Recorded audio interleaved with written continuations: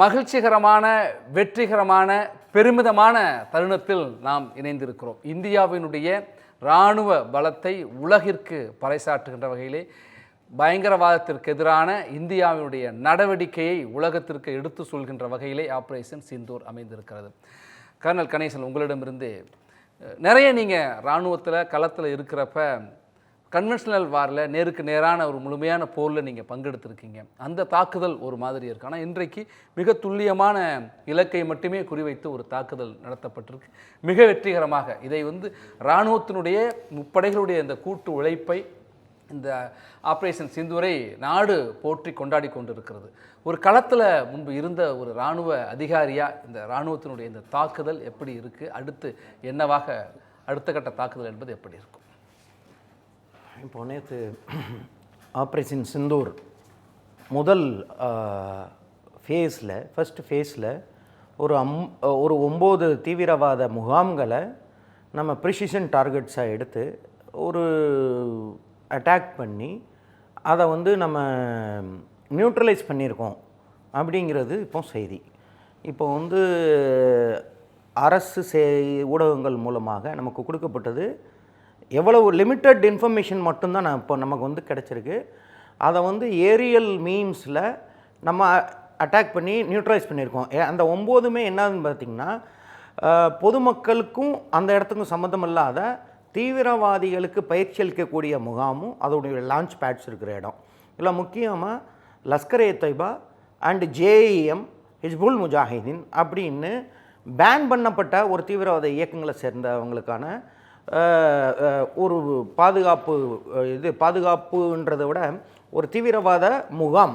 அதுக்கு பாகிஸ்தான் இராணுவம் பாதுகாப்பு கொடுத்து வச்சுருந்த ஒரு காலகட்டத்தில் நம்ம போய் இதை தாக்குதல் நடத்தியிருக்கோம். இது துல்லியமான ப்ரிசிஷன் அட்டாக் அப்படின்னு சொல்லுவாங்க. இப்போ நீங்கள் சொன்ன மாதிரி இந்த நாடே கொண்டாடிட்டுருக்கு, நம்ம எல்லாருமே செலிப்ரேட் பண்ணிகிட்ருக்கோம் அப்படிங்கிறத விட நான் ஒன்றே ஒன்று தான் சொல்லுவேன். ஒரு 9 டார்கெட்டை எங்கேஜ் பண்ணோங்கிறது உண்மை, இதில் எந்த மாற்று கருத்தும் கிடையாது. ஆனால் அதனுடைய விளைவு நம்ம எதிர்பார்த்த எஃபெக்டிவ்னஸ், ஒரு அட்டாக்குக்கும் பின்னாடியும் நம்ம ஒரு இன்டென்ட் இருக்கும். ஒரு மிசைல் வச்சு அடிக்கிறோன்னா அங்கே எந்த விளைவு நம்ம உண்டாக்க நினைக்கிறோமோ அந்த விளைவு கிடைச்சதா அப்படிங்கிறது அரசு மூலமாகவே போஸ்ட் ஸ்ட்ரைக் டேமேஜ் அசஸ்மெண்ட் முடிஞ்சதுக்கப்புறம் இந்த விளைவுகள் அங்கே நடந்திருக்கு, இத்தனை தீவிரவாதிகள் அழிக்கப்பட்டிருக்கிறாங்க அப்படிங்கிறது வரணும். இல்லை ஒன்லி இந்த இன்ஃப்ராஸ்ட்ரக்சர் தான் நம்ம அங்கே டெஸ்ட்ராய் பண்ணியிருக்கோம். இங்கே இன்ஃப்ராஸ்ட்ரக்சருங்கிறது ஒரு சின்ன பில்டிங்கு அதனுடைய சார்ந்தது. இது பண்ணியாச்சுன்னா இன்னொரு இடத்துல வந்துடுவாங்க. நமக்கு கிடைத்த வெற்றி அப்படிங்கிறது எதை பேஸ் பண்ணி இருக்குன்னா, எந்த விதமான அங்கே விளைவுகள் நம்ம ஏற்படுத்தியிருக்கோம், அதனால் அவங்க கிரிப்பிள் ஆனாங்களா, அவங்களுடைய லீடர்ஸை நம்ம இது பண்ணோமா, இல்லை எத்தனை தீவிரவாதிகள் நம்ம அழித்தோம் அப்படிங்கிறத போஸ்ட் ஸ்ட்ரைக் டேமேஜ் அசஸ்மெண்ட் அப்படிங்கிறது அரசு தரப்பில் இருந்து ஒரு ஸ்டேட்மெண்ட் கொடுக்கும்போது நம்ம வெற்றியை கொண்டாடுறதுக்கு இன்னொரு காரணம் கிடைக்கும். அதாவது தக்க ஒரு காங்க்ரீட் எவிடன்ஸ் அப்படின்னு பின்னாடி உங்களுக்கு தெரியும். இந்தியாவில் எல்லாத்துக்குமே எவிடன்ஸ் இருக்கா அப்படின்னு கேட்குற இந்த காலகட்டத்தில் நம்ம இதை ஒரு அசஸ் பண்ணி, அது போக இது நம்மளுடைய இலக்கு இது கிடையாது. இந்த 9 டார்கெட்டை நம்ம அட்டாக் பண்ணணும் அப்படிங்கிறது இலக்கு கிடையாது. நம்ம தேசிய தலைமை, நம்ம பாரத பிரதமர் அவர் 22 ஏப்ரல் 2025 அப்போ கொடுத்த அந்த ஸ்டேட்மெண்ட்டில் ஒவ்வொரு வேர்டும் முக்கியமானது. அவர் கொடுத்தது தீவிரவாதிகளையும் தீவிரவாதத்துக்கு துணை போபவர்களையும் நாங்கள் தக்கல் பதிலடி கொடுப்போம். அவர் கொடுக்குற ஸ்டேட்மெண்ட்டை நான் அந்த எமோஷனலாக அதே மாதிரி நான் சொல்ல விரும்பலை. தக்க பதிலடி கொடுப்போம்னு சொன்னார். எந்த நாட்டு பேரும் எடுக்கல, எந்த மக்கள் பேரும் எடுக்கல, எல்லாம் எடுக்கல. இந்த தக்க பதிலடி இந்த ஒரு இன்சிடெண்ட்டில் இன்வால்வ் ஆன தீவிரவாதிகளுக்கு மட்டும்னா இந்த 9 கேம்ப் மட்டும்தான் இன்வால்வ் ஆயிருந்துச்சா? இல்லை. இதுக்கு பின்னாடி இருக்கிறது பாகிஸ்தான் இராணுவங்கிறது உலக அரங்குக்கே தெரியும்.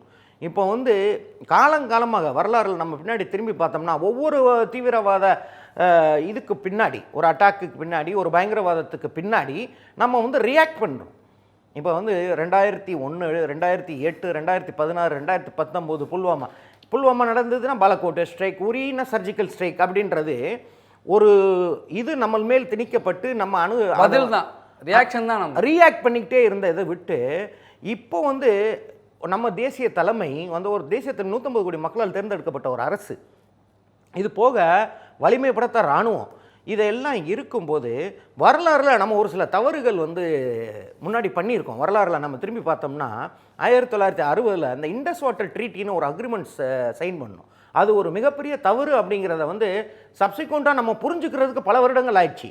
ஏன்னா 80% தண்ணியை வந்து நம்ம பாகிஸ்தானுக்கு கொடுக்கும்போது நம்மளுடைய காஷ்மீர் மக்களுக்கே நம்ம துரோகம் பண்ணிட்டோமோ அப்படிங்கிற மாதிரி, அவங்களுக்கு தண்ணி இல்லாத ஒரு சூழல் மற்ற ஸ்டேட்டில் இருக்கிறவங்களுக்கு அந்த தண்ணியை நம்ம யூஸ் பண்ணியிருக்கலாமே அப்படிங்கிற ஒரு இதில் வந்து அது மிகப்பெரிய தவறு பண்ணிட்டோமோ அப்படின்னு அதை வந்து ரிவ்யூ பண்ண நினைக்கும் போது இன்டர்நேஷ்னல் கம்யூனிட்டி பாகிஸ்தானுடைய அப்ஜெக்ஷன் அப்படின்னு அது ஒரு தவறு. அது போக சிம்லா அக்ரிமெண்ட்டுன்னு ஒன்று வந்து நம்ம சைன் பண்ணும்போது நம்ம பண்ண மிகப்பெரிய தவறு என்ன அப்படிங்கிறது வந்து என்னென்னு பார்த்தீங்கன்னா 1971 ஈஸ்ட் பாகிஸ்தான் வெஸ்ட் பாகிஸ்தான் இருந்ததை அப்போ உள்ள பிரச்சனைகளுக்கு ஒரு முற்றுப்புள்ளி வைப்பதற்காக அம்மையார் இந்திரா காந்தியுடைய இதில் ஒரு தலைமையில் இந்திய இராணுவம் வந்து அவங்களுக்கு ஒரு ஸ்ட்ராட்டஜி கொடுத்தாங்க. இந்த பிரச்சனைக்கு முற்றுப்புள்ளி வைக்கணும்னா ஈஸ்ட் பாகிஸ்தானை ஒரு தனி நாடாக இது பண்ணி விட்டுறணும், லிபரேட் பண்ணி விட்டுறணும். அதுக்கு வந்து ஆர்மிக்கு கொடுக்கப்பட்ட பொறுப்பை சக்ஸஸ்ஃபுல்லாக அவங்க செஞ்சாங்க.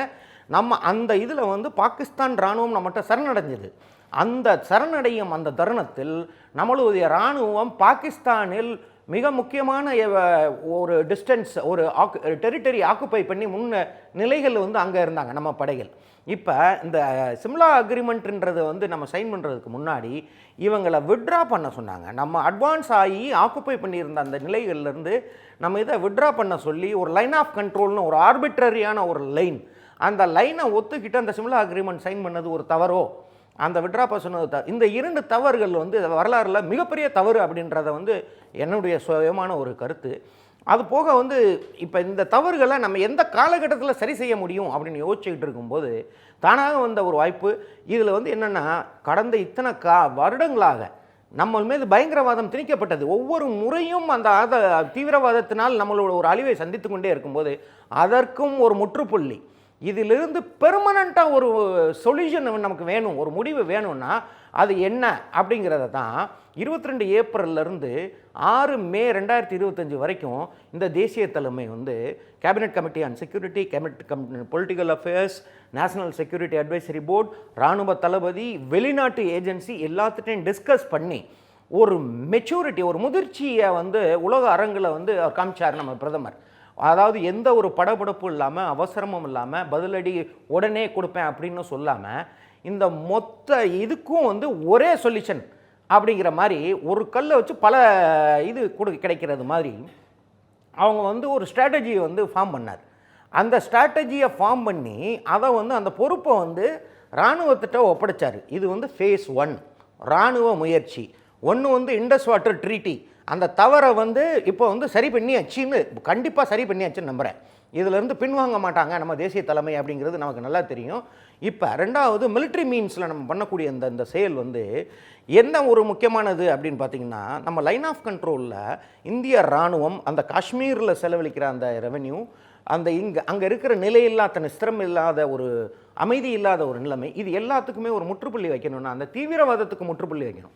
அப்படி தீவிரவாதிக்கு முற்றுப்புள்ளி வைக்கணும் அப்படிங்கும்போது தீவிரவாதங்களுக்கு முற்றுப்புள்ளி வைக்கணும்னா அந்த தீவிரவாதத்தினாலேயே வளர்ந்து கொண்டு இருக்கிற பாகிஸ்தான் இராணுவம் ஆரம்பத்தில் 1979 நீங்கள் பார்த்தீங்கன்னா தீவிரவாதத்தை உற்பத்தி செய்த இராணுவம் பாகிஸ்தான் இராணுவம் அதுக்கு ட்ரைனிங் கொடுத்து அதை வந்து ஆப்கானிஸ்தானுக்கு அனுப்பி அதுக்கப்புறமா வந்து 90களில் சோவியத் யூனியன் டிஸ்இன்டகிரேட் ஆகி ரஷ்யான்னு ஆன பிறகு ஒசாமா பின் லேடன் என்கிற அந்த தீவிரவாதியை உருவாக்குறதுக்கும் காசு, அவரை அழிக்கிறதுக்கும் காசு. இந்த தீவிரவாதிகள் மூலமாக பாகிஸ்தான் பெற்ற டாலர்கள் வெஸ்டர்ன் கண்ட்ரீஸ்லேருந்து பெற்ற ரெவென்யூ, அந்த மணி வந்து ஈஸி மணியாக அவங்களுக்கு கிடைச்சிது. அந்த நாடு அந்த அரசு வந்து அந்த மணியை டிபெண்ட் பண்ண ஆரம்பித்து விட்டார்கள். அந்த ஈஸியாக கிடைக்கக்கூடிய மணி அவங்ககிட்ட இண்டஸ்ட்ரி டெவலப்மெண்ட் க்ரோத் அப்படின்னு பார்த்தீங்கன்னா பெருசாக எதுவும் இல்லாமல் இந்த பில்லியன்ஸ் ஆஃப் டாலர்ஸ் வந்து ஈஸியாக கிடைக்கும்போது அவங்க இதை வந்து ஒரு இண்டஸ்ட்ரியாகவே அவங்க மாறி இது மேலே டிபெண்ட் பண்ண ஆரம்பிச்சிட்டாங்க. அப்படி இருக்கும் காலகட்டத்தில் இந்த தீவிரவாதம் வந்து அந்த இராணுவத்தை தன்னுடைய கண்ட்ரோலில் எடுக்க ஆரம்பித்த ஒரு காலகட்டத்தில் அந்த இராணுவம் தன்னுடைய ரெலிவன்சி வந்து நிலைநாட்டுறதுக்கு அங்கே உள்ள அரசியல் அமைப்பு அப்படின்னு பார்த்தீங்கன்னா அரசியல் தலைவர்கள் யாரும் ஏன் இவ்வளோ ஸ்ட்ராங்காக இருக்காங்களா அப்படின்னு பார்த்தீங்கன்னா கிடையாது. அவங்களுக்குள்ள வந்து பல்வேறு விதமான ஒரு இன்ஃபைட்டிங் இருக்குது. அதில் வந்து கரப்ஷன் வந்து ஏகத்துக்கும் கரப்ஷன். இது உலகத்திலேயே ஜாஸ்தி கரப்டட் அரசியல்வாதி இருக்கிறது பாகிஸ்தான் நாடாகத்தான் இருக்கும். இல்லை அது நிறைய சார், அவங்க நிறைய பொருளாதாரத்தில் மிகப்பெரிய சீரழிவை சந்திச்சிருக்காங்க. உள்நாட்டு கிளர்ச்சி இருக்குது, பலுச்சிஸ்தான், சிந்து மாகாணம் உள்ளிட்ட பிரச்சனைகள்லாம் இருக்குது. நம்ம அதை பற்றி தொடர்ந்து பேசுவோம் சார். நம்ம இப்போ பாகிஸ்தானில் முன்னுக்கு பின் முரணா முன்னாடியும் பேசுனாங்க, தாக்குதலுக்கு பிறகும் அப்படி பேசுகிறாங்களே. இப்போ உங்களுடைய முதல் கேள்வி, இப்போ வந்து பாகிஸ்தான் வந்து சிவிலியன்ஸை வந்து கேஷுவாலிட்டிஸ் ஆயிடுச்சு, இந்தியாவுடைய தாக்குதல் வந்து சிவிலியன்ஸை எய்ம் பண்ணி பண்ணியிருக்காங்க அப்படின்றது. இப்போ வந்து நான் ஒன்று கேட்குறேன், இந்த 9 டார்கெட்ஸ் வந்து நம்ம வான்வழி தாக்குதல் பண்ணோம் இல்லைங்களா, இந்த 9 தாக்குதலோட கிரிட் ரெஃபரன்ஸ் அப்படின்னு சொல்லுவாங்க மேப்பில். இது வந்து எல்லா உலக நாட்டில் எல்லார்ட்டையும் இருக்குது. இன்றைக்கி நான் பாகிஸ்தானை பார்த்து கேட்குறது, இந்த 9 டார்கெட்ஸ் எங்கே நம்ம எய்ம் பண்ணமோ அங்கே தீவிரவாத முகாம் இல்லையா? இல்லைன்னு அவங்க சொல்லவே முடியாது. ஆனால் அங்கே இருக்குன்றது உலகத்துக்கே தெரிஞ்ச ஒன்று. அந்த அந்த பக்கத்தில் இருக்கிற ஒவ்வொரு ஊரும், இப்போ பகவல்பூர் எடுத்துக்கிட்டிங்கன்னா அங்கே வந்து யார் இருந்தா அப்படிங்கிறது முதற்கொண்டு எல்லாருக்குமே தெரியும். ஜெய்ஷே முகமது வந்து பல இன்டர்நேஷ்னல் கம்யூனிட்டியில் பேன் பண்ணப்படும் போது மசூத் ஆசாரை கொண்டு போய் அங்கே வந்து ஒரு ட்ரஸ்ட்டு ஆரம்பித்து, இந்த ட்ரஸ்ட்டு மாதிரி இந்த போர் வேலை நீ இங்கேருந்து செயல்படு அப்படின்னு பகவல்பூரில் அவர் ஒரு கேம்ப் வந்து ரெடி பண்ணி கொடுக்குறது பாகிஸ்தான் இராணுவம். அப்போ அந்த பகவல்பூரில் ட்ரஸ்ட் இருக்கும்போது 22ஆம் தேதிக்கு அப்புறம் 4 அடுக்கு பாதுகாப்பு கொடுக்குறாங்க. அதுக்கப்புறமா அங்கே ஒரு மதரசாவை ரெடி பண்ணி கொடுக்குறாங்க. அதோடு சேர்த்து அங்கே ஒரு மாஸ்க்கு கட்டி கொடுக்குறாங்க. இதெல்லாம் பண்ணி கொடுத்துட்டு அந்த கேம்ப் வந்து தீவிரவாதிகள் முகாம் இல்லை அப்படின்னு சொல்கிறதுக்காக நான் ஒன்று கேட்குறேன். தீவிரவாதிகள் முகாம் இல்லைங்க, மாஸ்க்கு மதரசா மட்டுமே வச்சுக்குவோம். நைட்டு 1 மணிக்கு நடந்த இந்த தாக்குதல் நடக்கும்போது பொதுமக்கள் அங்கே என்ன செஞ்சிட்டு இருந்தாங்க? நமாஸ் படிக்க போனாங்களா? மாஸ்கில் 1 மணிக்கு நமாஸ் படிக்கிற நேரம் அது இல்லை. மதரசாவில் என்ன படிக்க போனாங்களா? நைட்டு 1:15 மணிக்கு? அதுவும் கிடையாது. அப்படி இருக்கும்போது பொதுமக்கள் மேலே எப்படி தாக்குதல் நடத்தப்பட்டிருக்கும்? வழக்கம் போல ஒரு கட்டுக்கதையை அவுத்து விடுறாங்க. அது வந்து இவங்க வரலாறுல வந்து அவங்களுடைய இதே வந்து புரோபகண்டா வார்ஃபேர் அப்படின்னு சொல்லுவாங்க.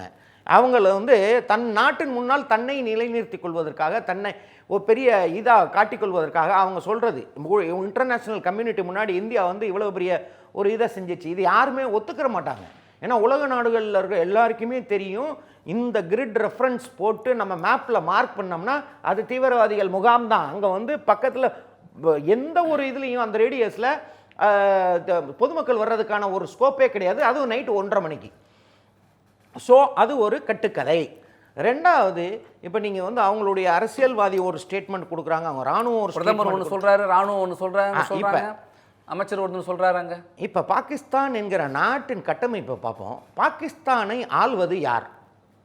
அது பாகிஸ்தான் பிரதமருக்கே தெரியாது. ஏன்னா அவர் சொல்கிறது எல்லாமே அங்கே நடந்துருதா? இப்போ பின்னாடி திரும்பி பார்த்தீங்கன்னா அதுக்கு முன்னாடி இருந்த பிரதமர் ஒன்று ஜெயிலில் இருப்பாங்க, இல்லை நாடு கடத்தப்பட்டிருப்பாங்க, இல்லை சுட்டு கொண்டிருப்பாங்க. இது ஏன் அப்படின்னீங்கன்னா அந்த நாட்டின் கட்டமைப்பே அப்படி, அதன் அமைப்பு இந்த கட்டம் சொல்லுதுன்னு சினிமாவிலெல்லாம் சொல்லுவாங்க. இந்த நாடு பிறந்ததே அந்த மதத்தின் அடிப்படையில் பிறந்தது மிகப்பெரிய தவறுங்க. இந்த நாடு இந்தியாவுக்கு சுதந்திரம் கொடுக்க போது ஹிந்துஸ் அண்ட் முஸ்லீம்ஸ்னு பிரித்து அவங்களுக்கு சுதந்திரம் வழங்கினது மிகப்பெரிய தவறு. அது முஸ்லீம் நாடாகவே இருந்து விட்டது. ஆனால் இந்துஸ்தான் மட்டும் எனக்கு நீ பிரதர்ஸ் அண்ட் சிஸ்டர்ஸு அப்படின்னு நம்ம ஒற்றுமையாக நம்ம இருந்துக்கிட்டு இருக்கோம். அவங்களுக்கு அது கண்ணு உறுத்துது. அந்த முஸ்லீம் நாடு, அந்த பாகிஸ்தான் வந்து இஸ்லாமிக் ரிப்பப்ளிக் ஆஃப் பாகிஸ்தான் தான். அது அந்த நாட்டில் அவங்களுடைய அடிப்படை என்ன? மதத்தை வச்சு தான் அவங்க அரசியலும் பண்ணுறாங்க, மதத்தை வச்சு தான் அந்த இராணுவமும் இருக்குது. நீங்கள் அந்த மதம் இல்லை அப்படின்னா அந்த இராணுவம் எப்படி திளைக்கும் அப்படின்றது உங்களுக்கு நல்லா தெரிஞ்சுக்கணும். இப்போ இராணுவத்தோட அந்த மதத்துக்குள்ளேயுமே எந்த பிரிவு ஆதிக்கங்கிறதும் ஒன்று இருக்குது. அதுக்கு நான் வரேன், அதுக்கு அடுத்து வரப்போகிறது அதுதான். இப்போ வந்து பாகிஸ்தான் ஆள்றது யாருன்னு கேட்டால் சிவிலியன் கவர்மெண்ட்டான்னு கேட்டான்னா கண்டிப்பாக கிடையாது. எங்கே அவங்க பிரதமரை வந்து சொல்லுங்கள், நான் தான் அந்த நாட்டின் தலைவன், நான் சொல்கிறதான் ஆர்மி கேட்கணுன்னு அடுத்த நிமிஷம் அவருடைய ஆட்சி போயிடும். அதே மாதிரி இராணுவமும் முந்தி மாதிரி வந்து ஜெனரல் முஷரஃப் இருக்கும்போது ஒரு இதாக இருந்து லீடர்ஷிப் இருந்து நான் இந்த ஆட்சியை கவிழ்ப்பேன், நான் இதில் வந்து இராணுவ ஆட்சியை கொண்டு வருவேன்னு சொன்ன மாதிரி இந்த ஐஎஸ்ஐ டிஜியாக இருந்த ஆசிம் முனீரால் சொல்ல முடியுமா? அவரால் சொல்ல முடியாது. ஏன்னா அவர் இருக்கிறதே தீவிரவாதிகளின் கட்டுப்பாடில். அவரால் வந்து தீவிரவாதிகள் சொல்வதை மட்டும்தான் அவர் கேட்பாரே தவிர அவராக வந்து தன்னிச்சையான ஒரு முடிவு எடுக்க முடியாது. இப்போ தீவிரவாதின்னு எடுத்துக்கிட்டால் ஒரு அமைப்புனா பரவாயில்ல, பல அமைப்பு இருக்கும்போது அவங்களால எதையுமே வந்து இது பண்ண முடியாது. இது வந்து அவங்களுடைய நாட்டோட இதே வந்து ஒரிஜினல் அந்த இது ஸ்ட்ரக்சர் இந்த மாதிரி இருக்குது. இப்போ வந்து பொருளாதாரம் ஒரு சைடு நம்ம பேசணும். இப்போ அந்த நாட்டுக்கு உள்நாட்டு பிரச்சனைகள் என்ன அப்படிங்கிறத பார்த்தீங்கன்னா, நீங்கள் இப்போ சொல்ல வந்தீங்கல்ல ஜோ, அதில் வந்து ஒன்று பார்த்தீங்கன்னா, ஒன்று பலூச்சிஸ்தான் என்ன சொல்கிறான், எனக்கு தனி நாடு வேணும், சுயாட்சி வேணும்னு தனியாக போகணுன்னு விரும்புகிறான். அவங்களுடைய இது வேறு. இப்போ பக்துன்வாலா அது வந்து என்னென்னா பஷ்தூன்ஸ் அப்படின்னு சொல்லப்படுகிற பட்டான்ஸ் இருக்கிறத ஆப்கான் பார்டரில் அவங்க கிளர்ச்சியை கிளப்பி அவங்க என்ன எதிர்பார்க்குறாங்கன்னா, நான் தனி நாடாக போயிடுறேன் அப்படின்றாங்க. இப்போ பஞ்சாப் அண்ட் சிந்து இங்கே உள்ளவங்க என்ன சொல்கிறாங்க, பஞ்சாபிஸ் நாங்கள் தான் ஒரிஜினல் பாகிஸ்தானிஸ், நாங்கள் வந்து நாங்கள் தான் இந்த நாட்டை மொத்த பாகிஸ்தானே ஆள்வோம் அப்படிங்கிறாங்க. பிஓகேல இருக்கிறவங்களுக்கு என்றைக்குமே அந்த ஒரிஜினல் சிட்டிசன்ஷிப் கிடைச்சதே கிடையாது. அவங்க வந்து ஸ்டெப் மதர்லி ட்ரீட்மெண்ட்லேயே இருக்கிறவங்க. ஸோ எங்கேயாவது ஒரு இடத்துல இங்கே அமைதி இருக்கா பாகிஸ்தான் உள்நாடு பாகிஸ்தான் என்கிறது ஒரு நாடாக இருக்கா அப்படிங்கிறது அவங்களுக்கே தெரியாது. யார் கண்ட்ரோலில் கிடையாது. அவங்கவுங்க இஷ்டத்துக்கு எது வேணாலும் பேசிக்கலாம். அவங்க வாட்டுக்கு வந்து மீடியாவில் வந்து சொல்லுவாங்க, நாங்கள் 30 வருஷமாக தீவிரவாதத்துக்கு அடைக்கலம் கொடுத்தோம், அதை வச்சு பணம் வாங்கினோம், இது செஞ்சோம் அது செஞ்சோம். எதை பொறுப்பான ஒரு தலைமை வந்து பொறுப்பான ஒரு ஸ்டேட்மெண்ட் எப்பயாவது கொடுத்துருக்கா? இப்போ நம்ம தலைமை 150 கோடி மக்களின் ஓட்டு போட்டு சார், இப்படி ஒரு குழப்பமான தலைமை, குழப்பமான நிர்வாகம் இருக்க அந்த நாட்டில் பயங்கரவாதத்துக்கு தொடர்ந்து ஆதரவையும் ஊக்கத்தையும் கொடுத்துட்டு இருக்க சூழலை நாம் ஒரு மிகப்பெரிய பதிலடியே அல்லது முதல் அடியே மரண அடி ஏற்கனவே சிந்து நதி ஒப்பந்தத்தில் அடுத்த அடி எடுத்து என்னன்னு யோசிச்சு பார்க்க முடியாத ஒரு அடியை அடிச்சிருக்கோம். அப்போ இதுக்கு அவங்க நாங்கள் பதிலடி கொடுப்போம்னு சொல்கிறாங்கல்ல, அப்போ அவர்கள் என்ன மாதிரி எதிர்வினை ஆற்ற வாய்ப்பு இருக்கிறது, நாம் எப்படி அதை சமாளிக்க போகிறோம்? கரெக்டு. இப்போ வந்து பாக்ய சார் ஒன்று சொன்னார், நம்ம வந்து ஒரு கடமையை செஞ்சுருக்கோம் அப்படின்னு. அந்த கடமை வந்து தெளிவாக நான் அதை இன்னும் கொஞ்சம் சொல்ல விரும்புகிறேன். அந்த கடமை இந்திய மக்களுக்கு இந்த தேசம் செய்யக்கூடிய கடமை இல்லை, பாகிஸ்தான் மக்களுக்காக ஒரு டியூட்டி நமது இருக்குது. அந்த பாகிஸ்தான் மக்களையும் பாகிஸ்தான் என்கிற நாடையும் அந்த தீவிரவாதத்தின் பிடியிலிருந்து அந்த இராணுவத்தின் பிடியிலிருந்து காப்பாற்றுகிறது வந்து இந்திய தேசம். இப்போ இந்த மொமெண்ட் விட்டுட்டோம்னா அந்த மக்களை காப்பாற்ற முடியாது, நம்ம காப்பாற்றிக்க முடியும்.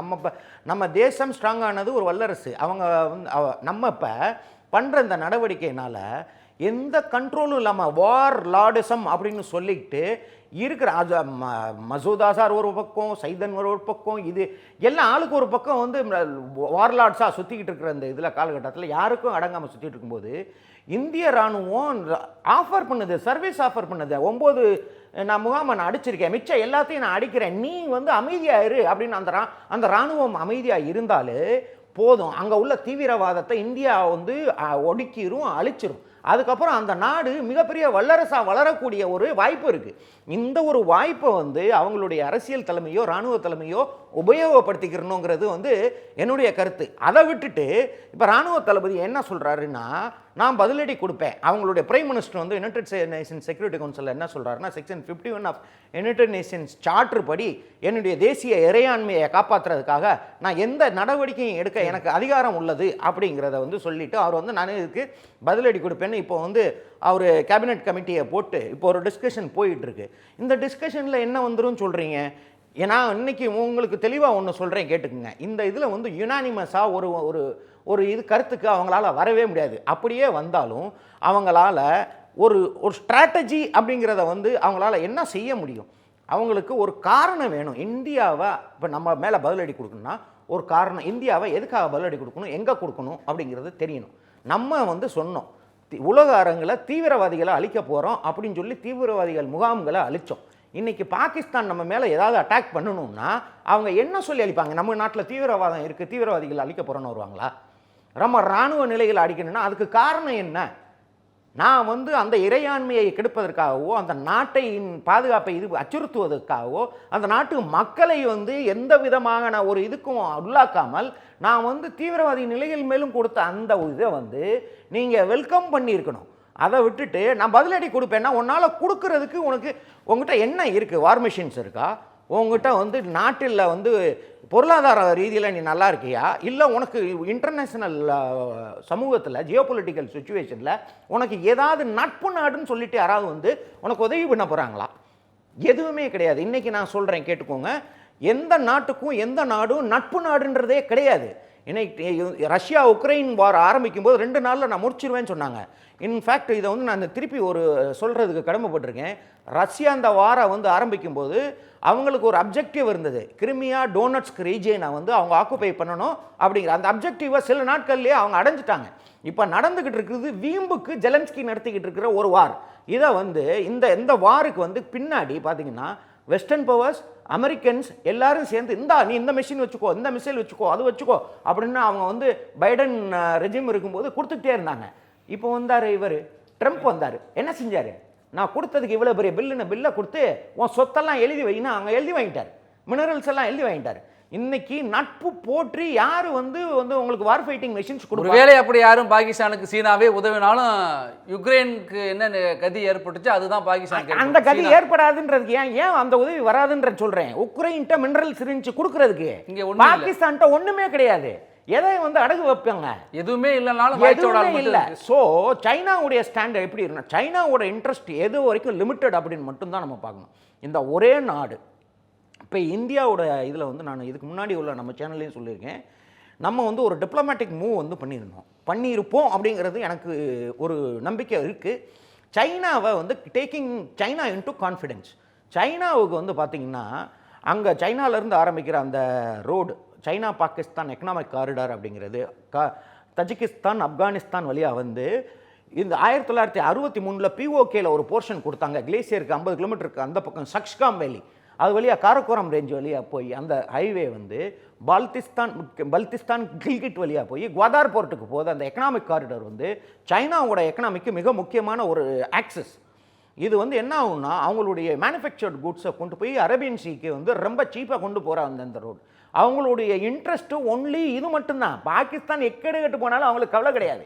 இப்போ வந்து இந்த ரோடை வந்து இப்போ வந்து ஒரு டிப்ளமேட்டிக் ரிலேஷன்ஷிப்பில் நான் சொல்கிறேன், இந்தியன் டிப்ளமேட்டிக் ரிலேஷன்ஷிப்பில் எக்ஸ்டர்னல் அஃபேர்ஸ் மினிஸ்டர் ஜெய்சங்கர் வந்து முதல்ல அவருடைய பேக்ரவுண்ட் நீங்கள் தெரிஞ்சுக்கணும். He was ambassador to China for quite some years. இந்த அவர் அம்பாசிடராக இருக்கிற காலகட்டத்தில் சீஃப் மினிஸ்டராக இருந்த நம்மளுடைய இப்போ தற்போதைய பிரதமர் நரேந்திர மோடி அவர்கள் 10 தடவை சைனா விசிட் பண்ணியிருக்காரு. அவருடைய ரிலேஷன்ஷிப் எந்த மாதிரி இருக்கும் அப்படிங்கிறத நம்ம சந்தேகனோட பார்க்காம we can say that they have got some very good interpersonal relationship.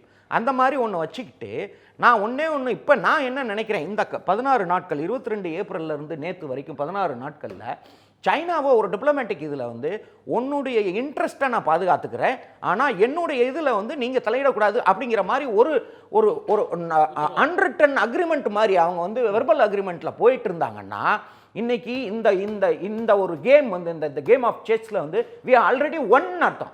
நம்ம ஜெயிச்சிட்டோம். சரியான ஒரு இடத்துக்கு வந்திருக்கீங்க சார். ஏன்னா சீனாவினுடைய அமைச்சரோடு அங்கே பெய்ஜிங்கில் இருக்கிற பாகிஸ்தான் தூதர் நேரில் போய் சந்தித்து பேசியிருக்கார். உதவி கேட்டிருக்கலாம், என்ன பேசினார் தெரியல. ஆனால் இந்தியாவுடைய பாதுகாப்பு ஆலோசகர் அஜித் தோவல் சைனாவுடைய அமைச்சர்கிட்டையும் பேசியிருக்காரு. அப்போ சீனாவிலேருந்து ஒரு பெரிய ரியாக்ஷன் என்பது பெருசாக இல்லை. அப்படிங்கிற சூழலில் இந்த புவிசார் அரசியலில் சீனாவுக்கும் ஒரு செக் அல்லது ஒரு நெருக்கடியை இந்த துல்லிய தாக்குதல் மூலமாக இந்தியா கொடுத்துருக்கா அப்படிங்கிற கேள்வி வருது. கர்னல், உங்களுடைய நிறைவு கருத்து, சுருக்கமாக நிறைவு கருத்து. நம்ம ஒரு தொடக்கம், நம்ம தேசம் வந்து ஒரு தொடக்கம் தொடங்கிவிட்டோம். இந்த தொடக்கம் மங்களமாக வெற்றிகரமாக இந்த தீவிரவாதத்தை முற்றிலும் அழிக்கும் அப்படின்று நான் நம்புகிறேன்.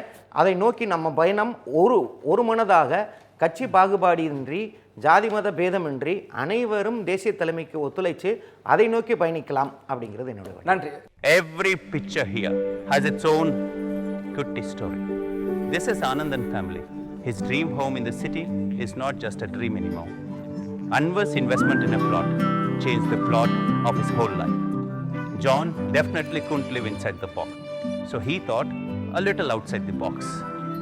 15,000 happy stories in 12 years across many cities.